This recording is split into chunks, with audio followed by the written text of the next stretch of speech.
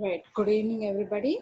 Uh, I mean, in today's class, we will discuss about the remaining topics of power systems, the remaining topics of thermal power plants.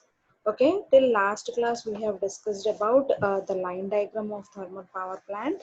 Okay. The line diagram and the importance of each and every part of power plant, like condenser, boiler, economizer, air preheater, everything we have discussed in detail. Right, in today's class we will discuss the what all there are a few topics, or there are small topics which are left over regarding small topics which are left over regarding thermal power plants, that we will discuss in this class, so that we will complete, or we will finish thermal power plants with today's power. We will complete thermal power plants with after completion of today's class. Thermal power plant will be completed in this class, right? Let us start with the recap, or or the previous the outline of the last class topic, which was line diagram of thermal power station, working of each components of thermal power station. Okay. Right, and next is on this in this period, what all we will cover, I will tell. Okay, I think we all know about efficiency, right? I will discuss in detail about the efficiency regarding thermal power plant, how the efficiency will be. Okay, as there are two stages of conversion. First stage of conversion is thermal energy is converted into mechanical energy. That is one stage of conversion. And next stage of conversion is mechanical energy is converted into electrical energy.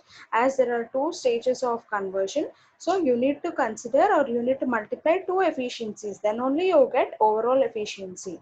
Okay, so let us come to the basic definition of efficiency, which is efficiency is power output by power input according to electrical.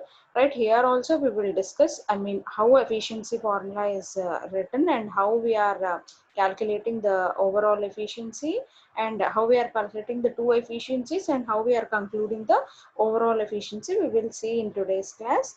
Next is losses of energy at various stages in thermal power plant, also I will explain.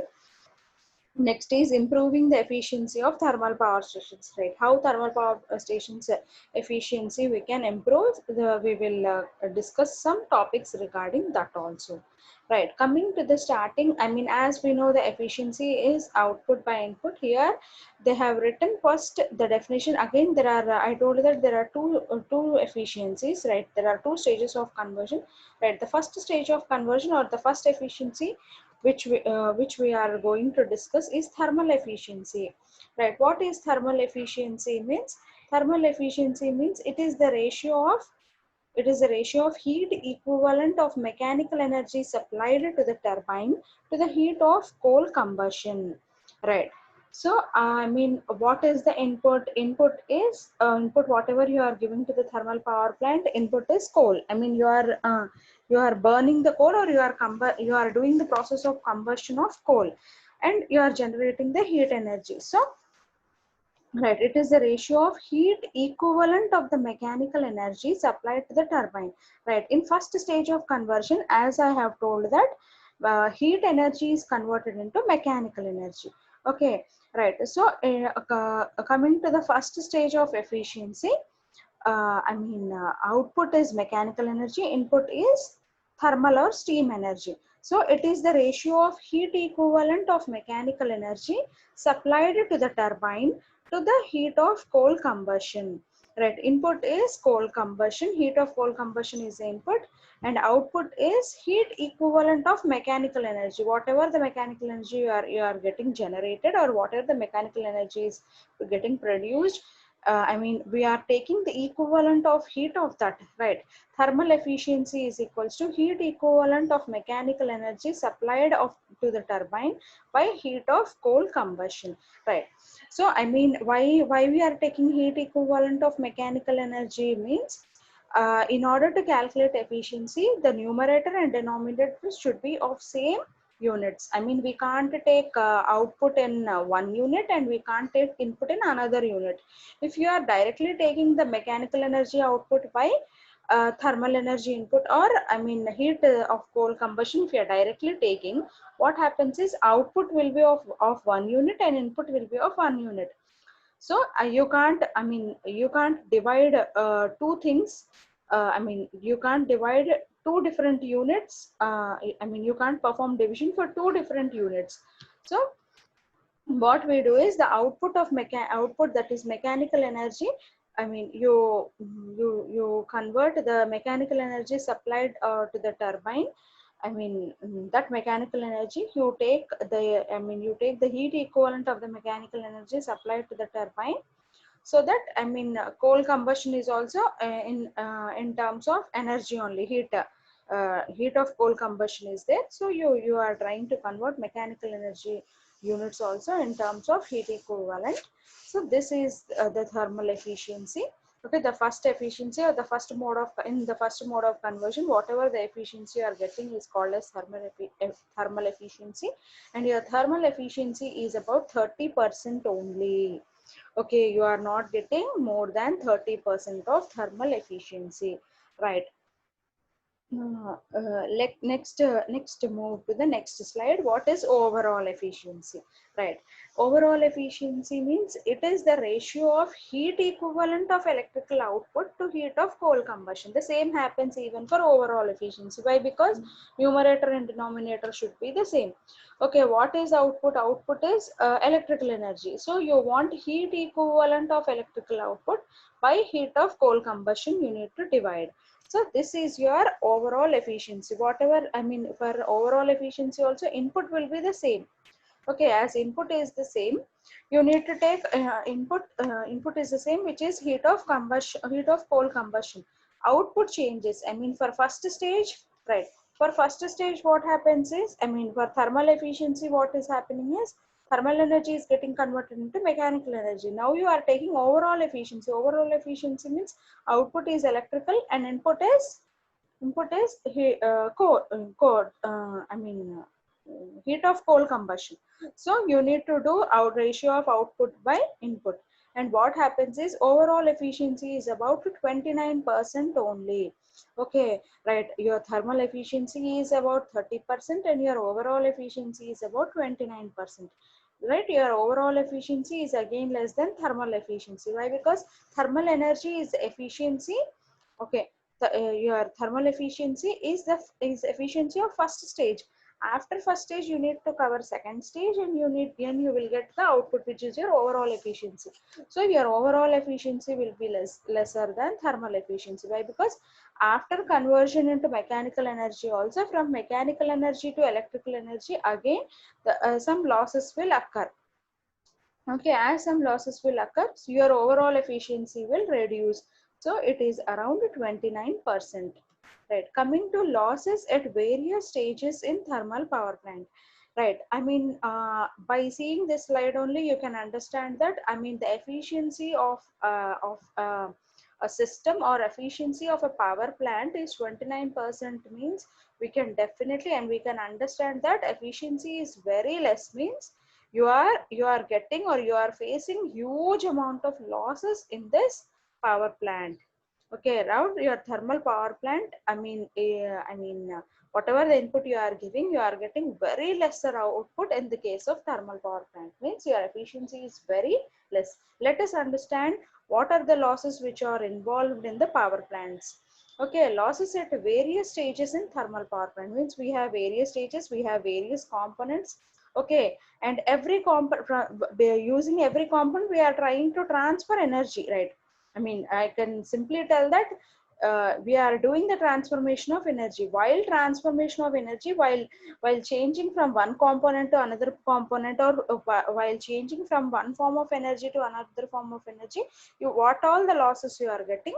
Here here they have given in a detailed chart. Let us understand what are the losses and where we are getting major amount of losses. Losses at various stages in thermal power plant. First is boiler house losses.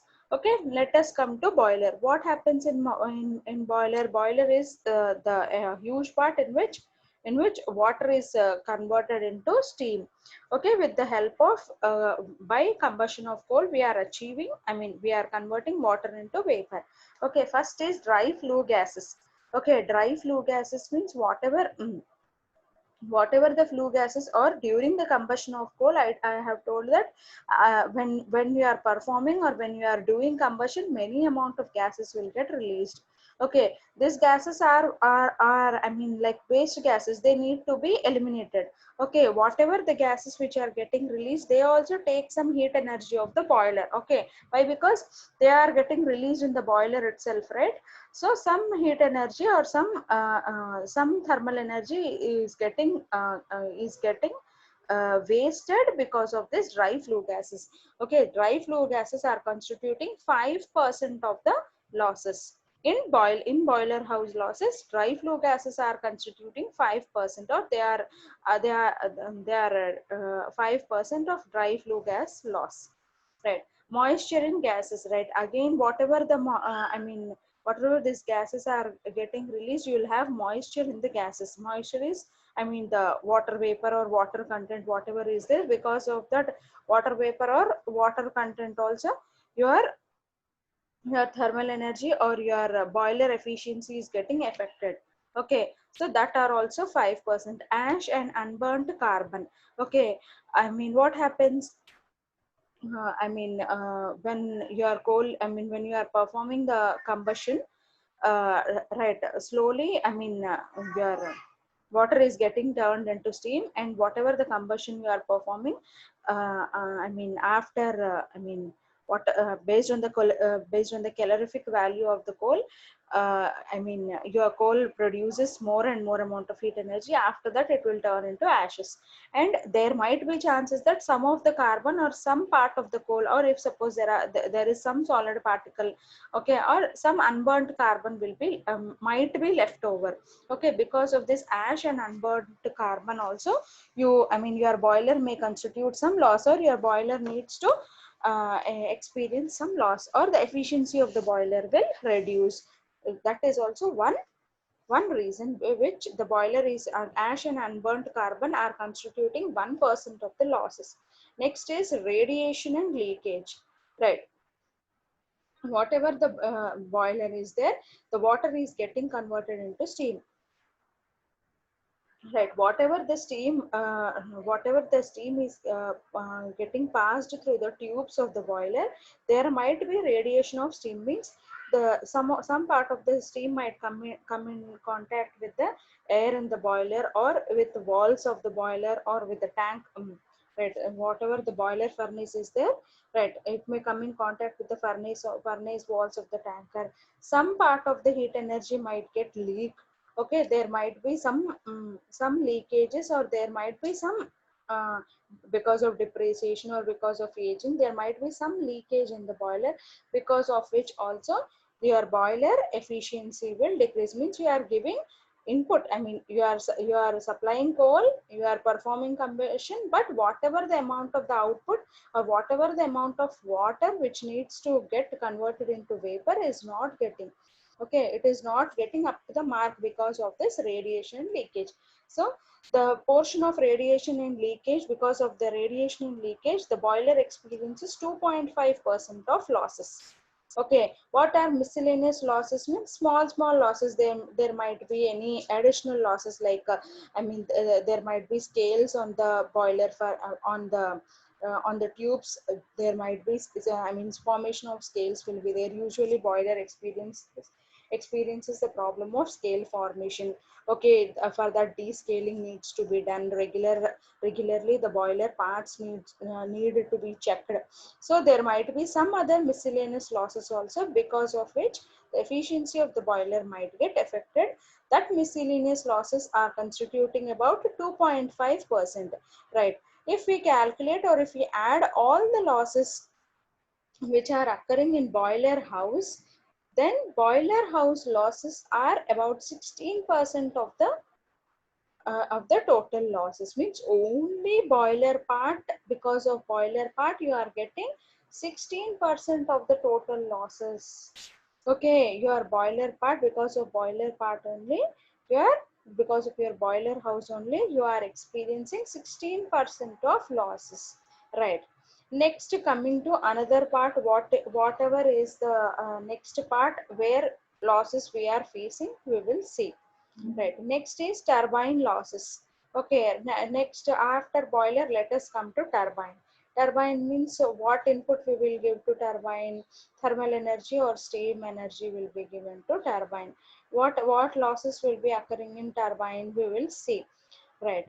The turbine losses, coming to the turbine losses is, right, in what turbine losses will be there means, whatever happens is heat rejected to condenser. I mean, whatever the heat which will be passed on the blades of the turbine, okay, they rotate the blades of the turbine. Your turbine will convert thermal energy into mechanical energy, but most, I mean, some part of the heat will be rejected to the condenser, or at the end of the turbine, which is the heat rejected or the exhausted steam will be given to condenser. Means with a lot of effort, with a lot of effort and spending spending a lot of money, we are trying to convert water into vapor.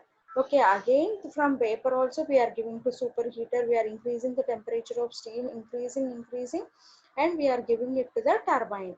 What the turbine is doing is, turbine is utilizing some part of steam only.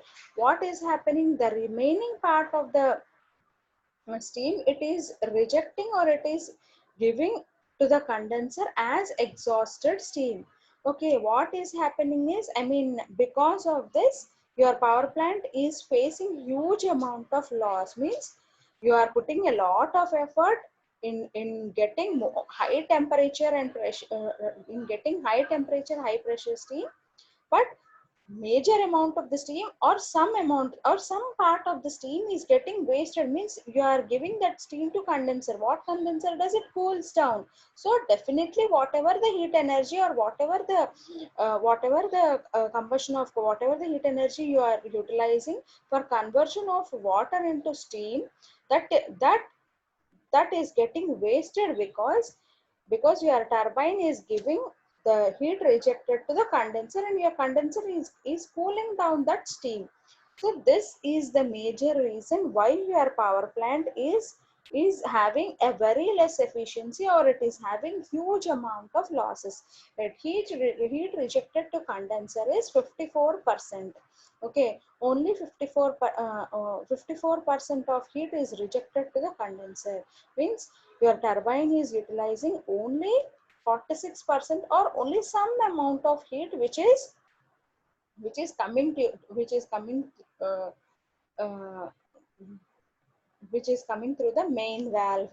Next is alternator losses, right? Coming to the electrical losses. Alternator losses are very less. They are only constituting 1% for the total loss.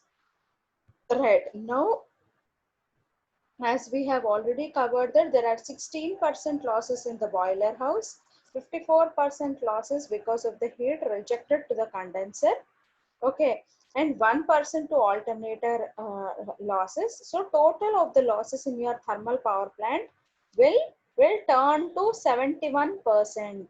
Means boiler and turbine losses together constitute 71% of the losses. Means in 100% or whatever the input you are providing, almost 71% is getting wasted. Means whatever the input you are supplying, I mean, the from the input you are from the input whatever you are supplying, only 29% is getting converted into output. Means with this you can understand that why thermal power plant has a lesser efficiency, or why the losses of your thermal power plant are so high. Okay, so with this we came to know that in today's topic, till now we came to understand, or we came to know, we have been discussing about efficiency of the power plant. right? Again, I told that there are thermal efficiency and overall efficiency, and overall efficiency is less. Okay, right. Why it is less? Because there are many types of losses in thermal power plant. We have discussed. Okay, there are boiler house losses, there are turbine losses, and there are alternator losses, and total losses are about 71%, and your overall efficiency of a thermal power plant is only 29%, right? Next we will see, I mean, as the efficiency is very less, I mean, what precautions or what preventive measures can be taken to increase the efficiency to some extent. Okay, let us discuss uh, in the next slide this improving the efficiency of thermal power plants. How efficiency of thermal power plants can be improved, let us see from here, right? Raising the initial temperature of the steam, right? Raising the initial temperature of the steam means, how can we raise the temperature of the steam means, whatever the feed water which you are giving to boiler, okay, that should be preheated, or the I mean some hot water or some warm water should be given as feed water. Whatever the feed water you are giving to the boiler, it should be warm or a bit hot in nature, so that you get initial temperature of the steam only will be high. Okay, if you give cool water, again it takes a lot of time. First, again the efficiency of boiler might get affected. Next is increasing the initial pressure of the steam. Right, you have LP, low pressure water heaters, and high pressure water heaters. So even you need to increase the pressure of the steam also. Why? Because the pressure of the steam also should be high. Then only if the pressure of the steam is high only, then the blades of the turbine will move. Next, intermediate reheating of the steam. In between also, steam should be reheated. Means once in the boiler, as the water is getting converted into steam, okay, in intermediate stages like after boiler at superheater, okay, and near main valve, okay, in between also, if you reheat the steam, like I mean, when the steam is getting transferred from one part of the one component of the boiler to the other component, to the component, there might be chances that some amount of the steam, some amount of the temperature might get reduced, or some amount of steam might get wasted, okay, or the temperature might get reduced. So in order to avoid that problem, you need to do intermediate reheating of the steam. In between also, you need to reheat the steam, so that uh, so that your steam will not get affected, and temperature of the steam will not get affected, right? Carrying out regenerative heating of the feed water. Okay, again your feed water also should be reheated, okay, or whatever the economizer, I mean, from condenser, whatever the water you are taking and giving to boiler, that also should be reheated, or the temperature, I mean, that water also should be passed through LP, low pressure water heaters and high pressure water heaters, so that easily water will get converted into steam, and the operation will be done easily, and your boiler and the losses in the boiler will get reduced. Okay, right. Next, coming to our, so these are related to, I mean, till now whatever I have discussed, that are related to efficiency of thermal power plants. Okay, why losses are more, what is efficiency, why losses are more. And next we have discussed about what are the preventive measures, or I mean, by improving some by improving, or by doing some safety measures, or by implementing a few things, how we can improve the efficiency also, we have discussed. Okay, right. Next is what is next we will discuss about classification of coal, pulverization of coal, its advantages. We will discuss in the next slides. We will discuss, right? What is coal, right? How coal, I mean, how we are getting coal, okay, I mean, I think you have heard already that we are getting coal from Singareni collieries or from coal mines. Okay, again from coal. I mean, how we get coal from coal mines means, I mean, some skilled persons or, I mean, some laborers will be working through, I mean, day and night throughout the period, throughout the time, they will be digging and taking out the coal. Okay, while digging again, various types of gases will be getting released. Okay, as we know that our earth is a reserve for many for petroleum products and for this carbon, for this coal, for everything, whatever it may be, our coal is reserved for all this, even for water, everything you have underground. So I mean, by digging we get coal. I mean, how, I mean, why we are getting coal while digging? I mean, if you dig the earth, why we are getting coal, we can get a doubt. All right, while digging, why we are getting coal? Because coal is just nothing but,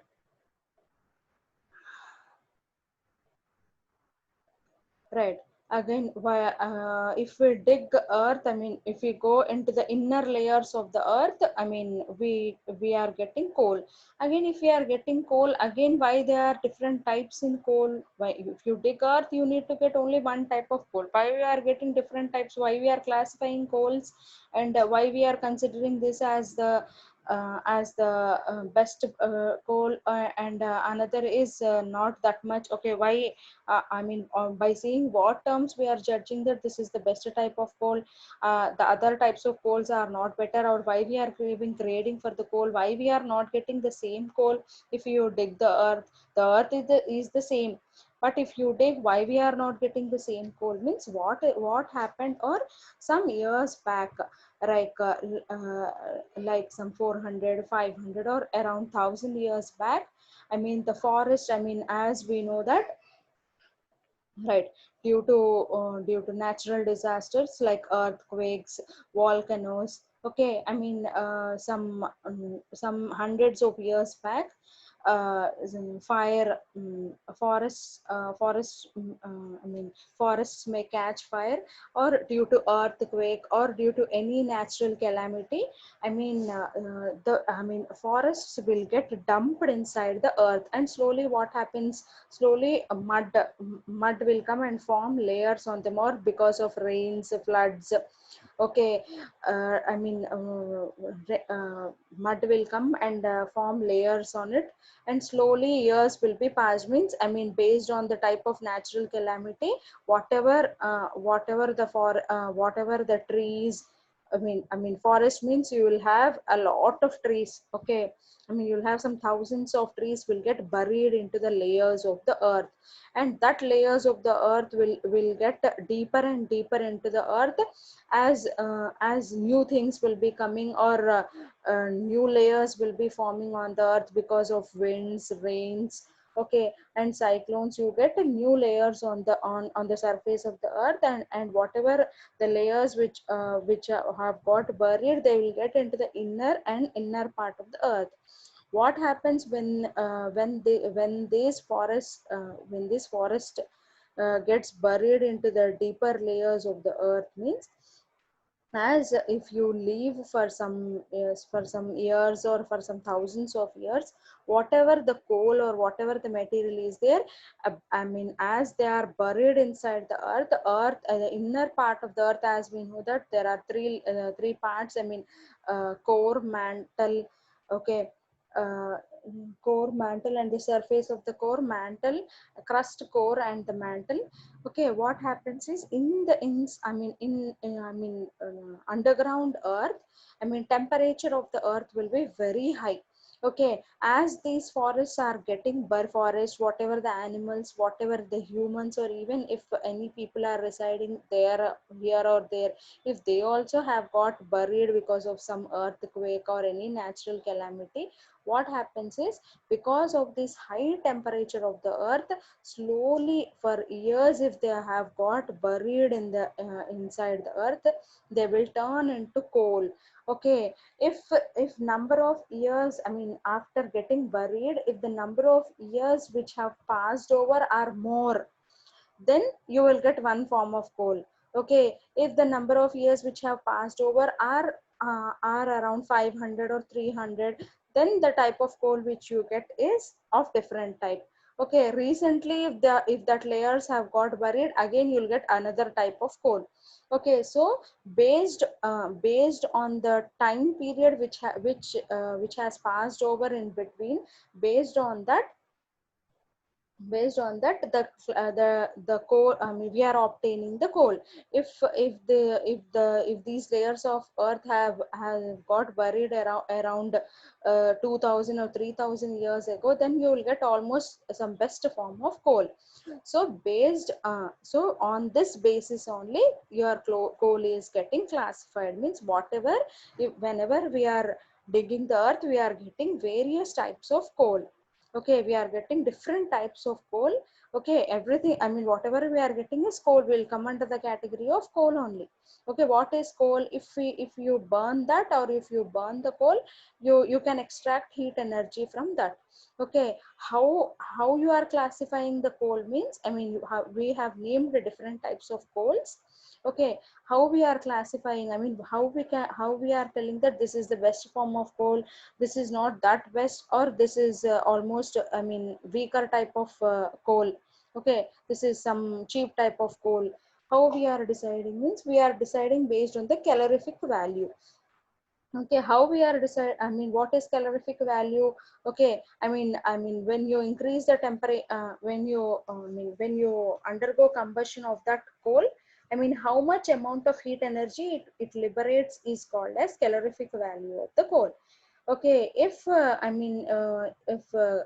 the best type of coal, what happens is the calorific value will be the highest. Okay, and I mean, almost nil ash you will be obtained. Okay, you'll get very less amount of ash. If the coal is of high grade quality or excellent quality, you get very less amount of ash, and calorific value of the coal will be also very high. Means more amount of heat will be liberated if you burn that coal. Okay, right, based on the calorific values you have classified coal. Means your coal has been classified based on the calorific value and the content of the ash which you are obtaining when you burn the coal. Right, so what are the I mean, and how many types, and what are the names? I mean, how we have given the names for the coal which we have obtained from the inner layers of the earth.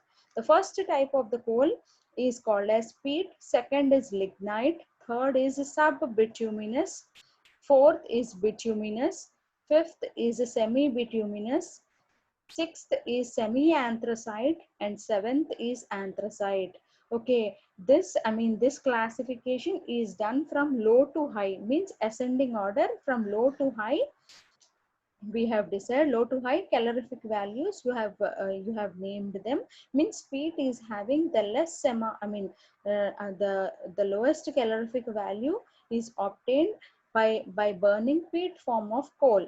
Okay, and your anthracite is the best form of coal. Means you get highest calorific value if you burn anthracite coal, and the ash content also for anthracite will be very less, and whatever the peat is there, definitely the ash content will be more. Okay, even peat is used in laying damper or tar roads also. You use this peat form of coal, and these all are the forms of coal, or these all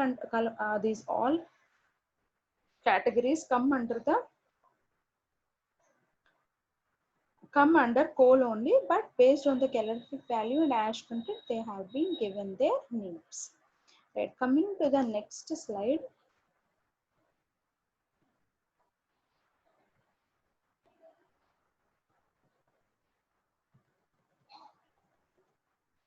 Right, usage of coal at thermal power station. Which coal is used at thermal station? Let us decide. I mean, I can tell that least calorific value of coal, definitely it will we won't take. And anthracite, as it is the best form of coal, definitely we can take the whole anthracite coal, so that it is having highest calorific value and ash content is very low. So it will be used at thermal power station, we can think. But it is not the fact. Why? Because Anthracite might be the best form of the coal, but anthracite should be available in our coal mines or in our Singareni collieries or coal mines, whatever are available in the country. We need to have that anthracite coal. I mean, there might be chances that anthracite may not be available. Okay, so I mean, based on the calorific value and based on its availability in our country, we will decide which type of coal is used in our thermal power stations. Why? Because we require more amount of coal. Almost some 3,000 to 4,000 tons of coal is required in a day for a thermal power plant, and we are getting around 71% of the electrical energy produced from thermal power stations only, right? So peat is lastly used. Peat is not used much. Bituminous coal is mostly used for thermal power stations. Why? Because it is only more available. Anthracite coal is not that available in the country. Even peat is available also, as it is having very low calorific value and the content of the ash which is released is more. So peat is not used, or peat is lastly used, right? Bituminous is subbituminous, semi-bituminous coal also is used a lot in our thermal power stations. Next is calorific value is increased from peat to anthracite. As we all know that calorific value, I mean, according to the calorific value, we have written, we have given the numbering for different types of coal. Next is ash content is decreased from peat to anthracite. Means peat is having the highest ash content and anthracite is having the lowest type of lowest ash content, right? Next is let us uh, discuss about pulverization of coal. What is pulverization of coal? I will explain. Pulverization is the process in which coal is grinded or coal is crushed into small or fine pieces is called as pulverization. Why pulverization is done is, if the coal is grinded or if the coal is crushed into fine pieces, the calorific value of the coal will be increased. Okay, if the calorific value of the coal is high, then definitely more amount of heat will be liberated from the coal. Okay, so that is the reason why pulverization of coal is done. Coal is pulverized to increase the combustion of fuel at faster rate with improved efficiency. Main functions of pulverization. What are the main functions of pulverization? Are drying of coal, grinding of coal, and separation of particles of coal of required size. Okay, first coal needs to be dried. Why? Because I mean, in mines, okay, from wherever we are transporting, there, I mean, there might be some liquid, or there might be some water, or they may be having some moisture content. So this coal may be, so first this coal should be dried, and then after drying it properly, the coal should be grinded, and the particles should be separated based on the size. Okay, whatever, I mean, fine particles only will be taken sent to the boiler by using that. um, Okay, coal is pulverized in three ways. First type of pulverization is impact pulverization. Second is attrition pulverization. Third is crushing pulverization. Impact pulverization is used for soft and semi-hard materials. Attrition pulverization, it is like grinding machine. Okay, in mills, whatever we use, it will turn solid particles. It will turn solid particles into fine powder. Attrition pulverization means. Crushing is, I mean, crushing and grinding means they will reduce the size. Okay, that is known as crushing.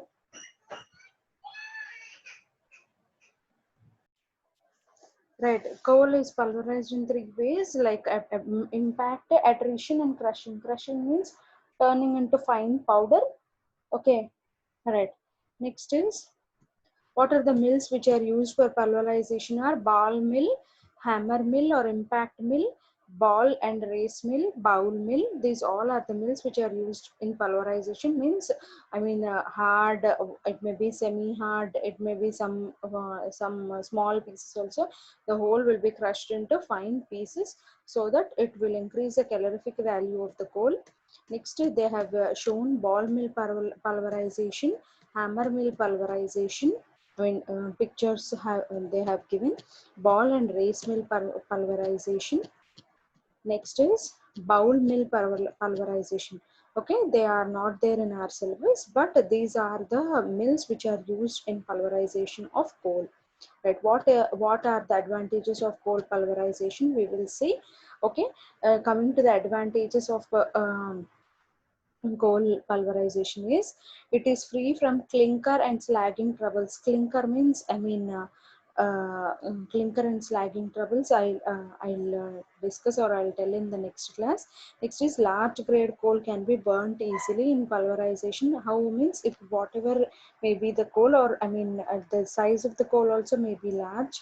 Okay, whatever may be the grading of coal, what happens is as you are crushing or turning into fine pieces, it can be burnt easily. It requires less percentage of air as it is almost in fine pieces.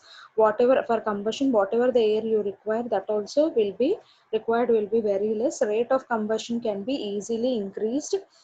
Efficiency of the plant is improved. Right, if you do pulverization, what is happening is calorific value is increasing, less amount of air is required for combustion of coal. As less amount of air you are taking means moisture content is also less. Okay, so definitely the boiler losses also will be reduced. Even rate of combustion you can increase. Okay, it requires less percentage of air. Okay, even large grade of coal also can be burnt easily by using this pulverization technique. Okay, so the efficiency of our plant will be improved. So this is the reason why we adopt coal pulverization before giving it to the before transferring the coal to the boiler. Right, next with this I mean in today's class we have started with the efficiency of thermal power plants. Okay, next we have discussed about the losses in thermal power plants, why the overall efficiency is less. Next we have come to the classifications of coal. I mean what is coal, how coal has been classified. Okay, I mean on what basis classification has been done. Okay, which type of coal we use in thermal power plants. Next is what are advantages of coal pulverization. Till this class I in this class I have completed all these topics which are there in our thermal power plant. So with this almost the thermal power plant topics have are completed. Just the topic which is remaining is about cooling towers. Okay, I mean, let us discuss in the next class what different cooling towers we are using and what are the methods, and I mean how we are doing the condensation. Sorry, how we are cooling the water which you are using in cooling towers, natural, artificial, whatever we are using. We'll discuss in detail. So with that, we will end almost the thermal power plant. So thank you for having patience. Okay, with this I will end the lecture. Okay, thank you.